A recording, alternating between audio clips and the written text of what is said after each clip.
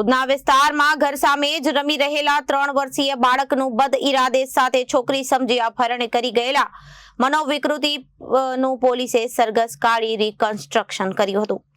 બાળકને 117 મિનિટમાં સમયગાળામાં દરમિયાન જ્યાં લઈને ફર્યો હતો તે સ્થળે તેને લઈ જવાયો હતો અને મૂળ મધ્યપ્રદેશના વતની હાલ ઉધના વિસ્તારમાં રહેતા દંપતીનો 3 વર્ષીય પુત્ર સાંજે 5 વાગ્યાના અરસામાં તેની જ વયના બાળક સાથે રમી રહ્યો હતો ત્યારે એક અજાણ્યો યુવક ચોકલેટની લાલચ આપી તેનું અપહરણ કરી ગયો હતો। અપહરણના 1 કલાકમાં જ દંપતી ઉધના પોલીસ મથકે દોડી ગયું હતું। પોલીસે અલગ અલગ ટીમ બનાવી સીસીટીવી ચેક કરતા જ એક યુવક બાળકનું અપહરણ કરીને લઈ જતો સીસીટીવીમાં કેદ થયો હતો।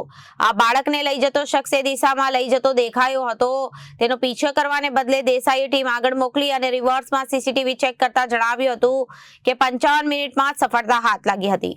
પોલીસે પટેલનગર પાસે જ્યારે એક દુકાનમાં સીસીટીવી ચેક કરવા પહોંચી ત્યારે નાટ્યાત્મક રીતે અપહરણકાર બાળકને ખભા પર ઉચકીને આવતો દેખાતા દોડીને દબોચી લેવાયો હતો। પોલીસે પોક્સોનો ગુનો નોંધી આરોપી સામે પોલીસે કાર્યવાહી હાથ ધરી છે। પોલીસે તેને કોર્ટમાં રજૂ કરી 3 દિવસના રિમાન્ડ મેળવવાની સાથે કોર્ટની પરમિશન લઈ બીએનએસની કલમ 144 અને પોક્સો એક્ટની કલમ 12 નો ઉમેરો કર્યો હતો।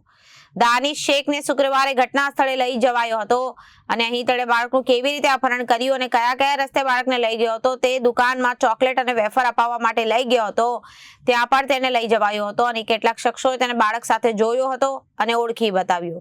જોકે પોલીસે આરોપીને ઘટના સ્થળે લઈ જઈ સમગ્ર ઘટનાનું રિકન્સ્ટ્રક્શન પણ કરાવવામાં આવ્યું હતું। Reporter Arvind Rathod, Janadesh news, Surat.